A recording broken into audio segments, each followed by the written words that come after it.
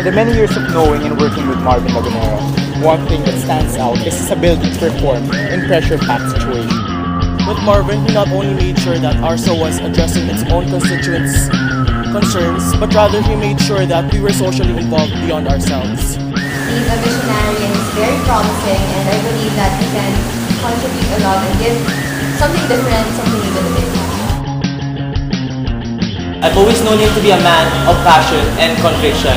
If there's anyone I can trust, a man with vision, that'll be Marvin Lagunero. Knowing Marvin personally, he stands out from the rest because he puts actions into his words. Kahit na marami siyang ginagawa, hinahanapan niya ng panahon yung mga bagay na malapit talaga sa puso niya. I can honestly say that he's one of the most versatile people that I know. You can rely on him to do almost everything from organizing his students to doing behind the desk work. I believe that Marvin is the road. R, he has reach. O, ownership. A, authenticity. And D, disposition. Sobra kong hinihangaan yung tao na yan sapagkat inuuna niya yung serbisyo para sa kapwa niya bago sa sarili niya.